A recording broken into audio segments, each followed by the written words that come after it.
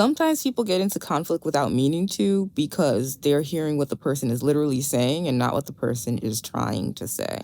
A lot of the time, when somebody's giving an excuse or saying, I can't, what they really mean is, I don't want to. And if you don't catch that, and if you take it at face value that they actually can't, and then you start trying to find ways to make it so that they can, the other person could start feeling like you're crossing their boundaries. I'll give you an example of what I mean. Like, let's say that, I don't know, you are asking someone, hey, do you want to go to the movies with me this weekend?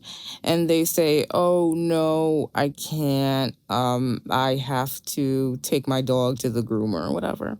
And then you say, "Oh, okay. What time? Maybe we can go see the movie after the groomer, or maybe we can catch a matinee. We can do it early in the morning, and then you can go to the groomer after." And then the person goes, "Oh, I also have errands to run," or they give some type of excuse why the matinee or the late showing won't work. Oh, okay. Then maybe do you want to go the next day after that? Oh, the day after that. Oh, I'm kind of busy. Are you seeing a pattern? Like, and the thing is, the person who's suggesting the alternatives, they may not be meaning to push and push and push for the hangout. What's happening is they're hearing what the person said, which is, oh, I can't go because of X, Y, Z, and D. So even though the person who's asking is trying to eliminate X, Y, Z, and D as an obstacle because the other person is saying that that's the reason they can't do it, that's actually not the point.